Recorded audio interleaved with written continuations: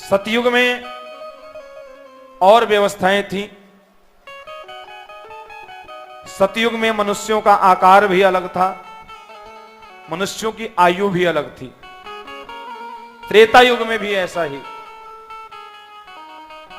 जैसे जैसे कलयुग आया, मनुष्यों की आयु भी कम हो गई, आकार भी कम हो गया और भजन भाव भी कम हो गया।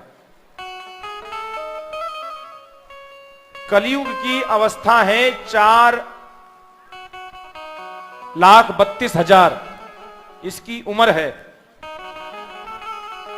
इसका दुगना करेंगे तो द्वापर युग की अवस्था, और उसका भी तिगुना करेंगे तो त्रेता युग, और उसका चौगुना करेंगे तो सतयुग। अभी कलयुग के 6,000 साल व्यतीत हुए हैं। हम संकल्प में बोलते हैं कलियुगे प्रथम चरणे। कलियुग का अभी प्रथम चरण भी नहीं बीता, प्रथम चरण चल रहा है। और इसमें भी हमारी आयु कितनी हो गई है? हमारे ऋषि मुनियों ने केवल माना था 100 वर्ष शतायु होने का आशीर्वाद देते थे, परंतु अब 100 नहीं रही। कुछ समय के बाद 100 वर्ष होने वालों की संख्या भी नहीं रहेगी, क्योंकि हमारी जो दिनचर्या है वो बदल गई है, खान पीन बदल गया है, खाने पीने में जहर हो गया है। कुछ भी खाएंगे, अगर हिसाब से खाएंगे तो शरीर ठीक रहेगा, शरीर में अधिकता होगी तो शरीर में बीमारियां पकड़ेंगी, शरीर बीमारियों से ग्रस्त हो जाएगा।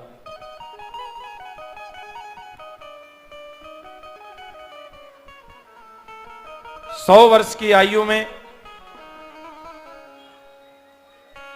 मान लीजिए आज की आयु है 70 वर्ष। 70 वर्ष में आधा चला गया सोने में, आधा चला गया सोने में। कितने बचे? 35 साल।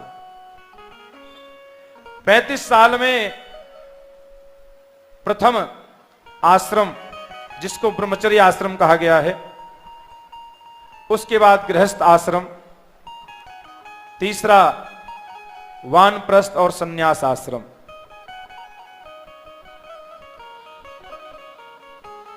आधा चला गया इधर उधर की बातों में। इसलिए अपने जीवन को हर दिन आखिरी दिन मान करके श्वास श्वास से हरि भजे, बिरथा श्वास न खोए, ना जाने किस श्वास की आवन हो या न हो। हर दिन को अपना आखिरी दिन मान करके एक अच्छा कर्म करें, सतगुरु का सानिध्य प्राप्त करें, संतों के सानिध्य में रहें, क्योंकि क्षणभंगुर जीवन की कलिका, कल प्रात को जान खिली न खिली। न जाने हमारी सुबह हो कि ना हो, हम सोते रह जाएं। इसलिए तुलसी या संसार में सबसे मिलके चलना चाहिए, प्रेम से चलना चाहिए।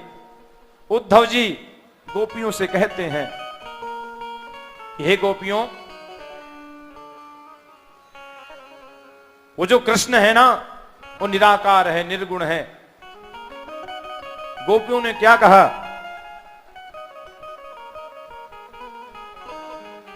श्याम तन श्याम मन, श्याम ही हमारो मन, श्याम ही श्याम पिय, श्याम बिना नाही खिय।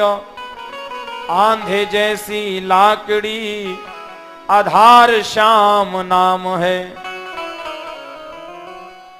ऊधो तुम भय बोरी, पाती लेके आए दौरी।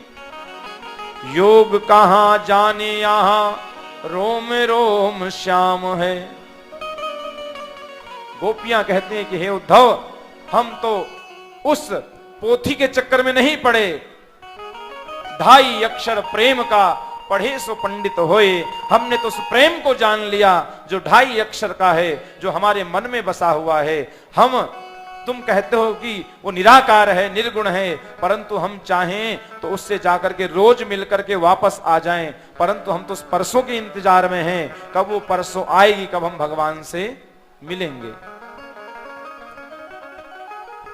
तो 19वें कल्प में, जिस कल्प का नाम श्वेत लोहित था, इसमें भगवान शिव का प्रथम अवतार हुआ और इसमें भगवान का नाम था सद्योजात। 20वां कल्प, जिसमें रक्त कल्प जिसको कहा गया है, इस कल्प में ब्रह्मा जी ने रक्त वर्ण धारण किया और ब्रह्मा जी जब पुत्र कामना से ध्यान में बैठे तो लाल आंखों से, लाल आभूषणों से युक्त कुमार प्रकट हुए। ब्रह्मा जी ने तुरंत उन्हें वामदेव शिव समझ करके प्रणाम किया और उन्हीं वामदेव शिव ब्रह्मा जी को ज्ञान और सृष्टि का ज्ञान दिया, मन में संकल्प दिया कि हे ब्रह्मा जी, आप सृष्टि करो। ब्रह्मा भी एक पद का नाम है, जैसे इंद्र एक पद का नाम है, प्रधानमंत्री भी एक पद का नाम है, राष्ट्रपति भी एक पद का नाम है। ये बदलते रहते हैं। जब इनके पुण्य क्षीण होते हैं, यानी इनके जो पुण्य अच्छे कर्म क्षीण हो जाते हैं, तो ये पुनः पृथ्वी पर आ जाते हैं। स्वर्ग भोगने की योनि है, भोगने का स्थान है। इसलिए भगवान से मांगो तो भगवान से क्या मांगो कि मुझे स्वर्ग मत देना, क्योंकि वहां पर जाएंगे, पुण्य को भोगेंगे, फिर से यहां पर आकर के गिरेंगे। भगवान से भक्ति मांगना, हे प्रभु, अगर मेरा जन्म हो तो आपकी भक्ति ही मिले और आपके चरणों में ही मुझे स्थान मिले। स्वर्ग मत मांगना।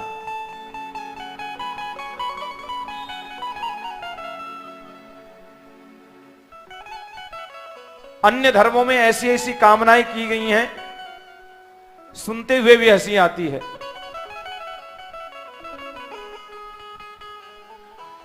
इक्कीसवां कल्प, जिसको पीतवासा कहा गया है, इस कल्प में ब्रह्मा जी पीत वस्त्र धारण करके उत्पन्न हुए।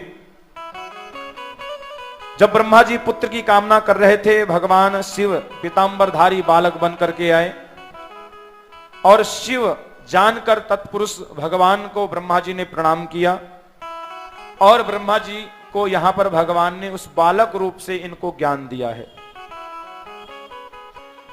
इस प्रकार हमारे कल्प कल्पांतर में अनेकों प्रकार से कथाएं आगे बढ़ने वाली हैं। भगवान के जो शिव परिवार में अष्टमूर्तियां हैं, अष्टमूर्तियां सर्वो भवस्तथा रुद्रो उग्रो भीमो पशुपति। सर्वभव, रुद्र, उग्र, भीम, पशुपति, ईशान, ये अष्टमूर्तियां बताई गई हैं। और रुद्राभिषेक करते समय इन अष्टमूर्तियों का ध्यान करना चाहिए। भगवान शिव ने अर्धनारीश्वर रूप क्यों लिया? ब्रह्मा जी ने जब सृष्टि प्रारंभ की तो इनको स्त्री का आविष्कार यानी स्त्री का निर्माण करना नहीं आया, स्त्री को जन्म देना नहीं आया। तो भगवान ने अपने मूल प्रकृति से मैया अंबा को प्रकट किया और आज भगवान आधा शरीर भोलेनाथ का, आधा शरीर मैया पार्वती का भगवान अर्धनारीश्वर रूप लेकर के आए हैं। बोलिए अर्धनारीश्वर भगवान की जय।